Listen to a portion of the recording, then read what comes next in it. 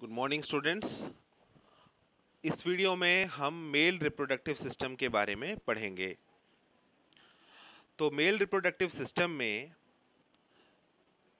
हमें कौन कौन से पार्ट्स नज़र आते हैं, ठीक है, तो उसको पढ़ते हैं। देखिए, मेल रिप्रोडक्टिव सिस्टम में जो सबसे इम्पॉर्टेंट पार्ट है दैट इज़ द टेस्टिस। तो जो टेस्टिस होता है वो इम्पॉर्टेंट क्यों है? टेस्टिस में हम देखते हैं कि स्पर्म्स का फॉर्मेशन होता है, ठीक है ना। और स्पर्म्स के फॉर्मेशन के प्रोसेस को हम बोलते हैं spermatogenesis.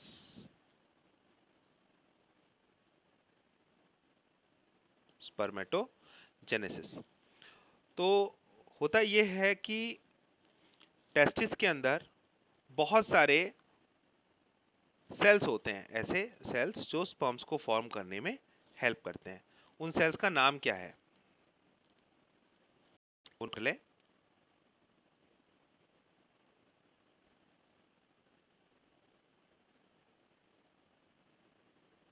Spermatogonia. So there are many spermatogonia inside the testis. अब टेस्टिस में स्पर्मेटोगोनिया कहाँ होते हैं? टेस्टिस के अंदर there are many seminiferous tubules. Seminiferous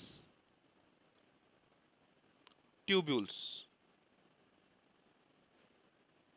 testis का अगर हम सेक्शन कट करते हैं तो हमको टेस्टिस के अंदर बहुत सारे ऐसे सर्कुलर स्ट्रक्चर्स नजर आएंगे जिनको हम सेमिनिफेरस ट्यूब्यूल कहते हैं। इन सेमिनिफेरस ट्यूब्यूल्स के लाइनिंग में यहाँ पर चारों तरफ हमको क्या दिखाई देंगे? स्पर्मेटोगोनिया।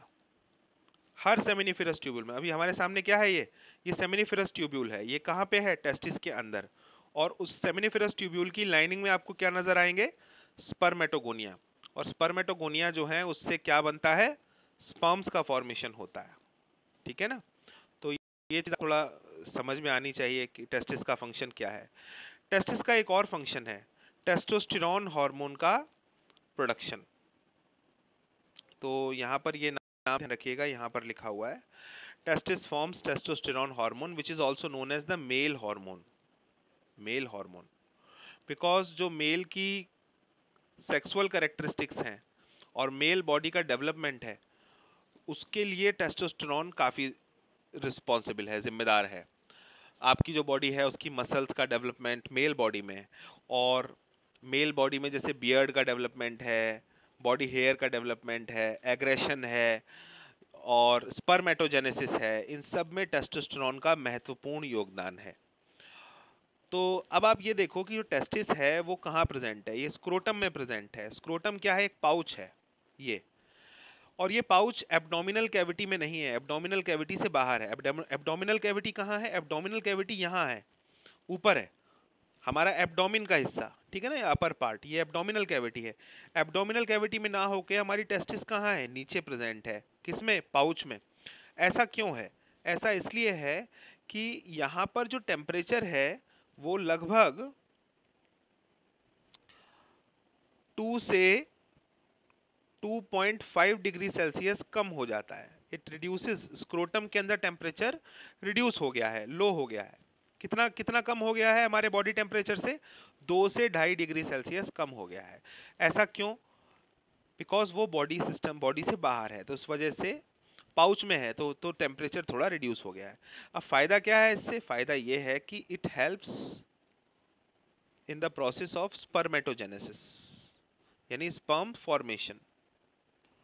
स्पर्म फॉर्मेशन में मदद मिलती है लो टेम्परेचर पर। तो मतलब ये कि अगर ये पाउच में है तो अच्छी बात है, इससे हमारे स्पर्मेटोजेनेसिस में मदद मिलती है। अब आप देखो कि स्पर्म्स का फॉर्मेशन तो यहाँ पर हुआ, अब स्पर्म्स यहाँ से हमारे यूरिथ्रा तक कैसे आएंगे? तो उसको लाने के लिए आप देख रहे हो वेस्ट डिफरेंस प्रेजेंट है। वेस्ट डिफरेंस क्या है? एक ट्यूब है जो स्पर्म्स को कैरी कर रही है फ्रॉम द टेस्टिस, और फिर वो आगे उसको लेकर के आ रही है स्पर्म्स को टुवर्ड्स द यूरिथ्रा।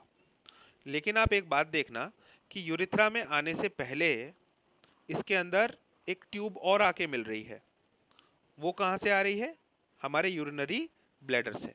तो अब आप ये समझ गए कि जो हमारी यूरिथ्रा होती है इसमें यूरिन भी जा सकता है और इसमें स्पर्म भी जा सकते हैं मेल्स में, ठीक है ना। एक और बात जो ध्यान रखने वाली ये है कि जब ये स्पर्म्स वेस्ट डिफरेंस से होते हुए यूरिथ्रा की तरफ आ रहे होंगे तो आप देखो सेमाइनल वेसिकल्स और जो प्रोस्टेट ग्लैंड है इनके सिक्रीशंस भी इनमें ऐड हो जाएंगे। तो इसका मतलब ये हुआ कि स्पर्म्स प्लस सिक्रीशंस, ठीक है। सिक्रीशंस किसके हो गए? सेमाइनल वेसिकल के, प्रोस्टेट ग्लैंड के, और दूसरे ग्लैंड्स भी होते हैं जैसे bulbo urethral gland, bulbo urethral gland, ये भी होता है। तो इन सब के सिक्रीशंस जो हैं वो मिल जाते हैं और फाइनली क्या बनता है? सीमेन। तो ये सीमेन होता है जो हमारे यूरिथ्रा से बाहर जाता है, इसका ध्यान रखना पड़ेगा। अब ये जो प्रोस्टेट ग्लैंड है इसका सिक्रीशन और सेमाइनल वेसिकल का सिक्रीशन क्या ज़रूरी है? हाँ ज़रूरी है। ये स्पर्म को न्यूट्रिशन देने का काम करता है और फ्लूइड कंटेंट को बढ़ाता है, वरना स्पर्म्स के लिए फ्लड कंटेंट कहाँ से आएगा? Sperms plus flood content of these glands help in formation of semen which is now delivered out by the help of urethra। तो आपके समझ में ये आ गया होगा।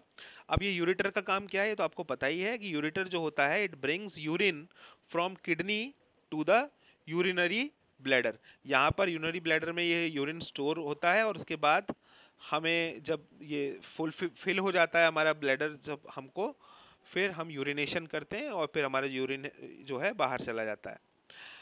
तो this is all about the structure of male reproductive system, ठीक है। तो that's it for this video. Okay, thanks.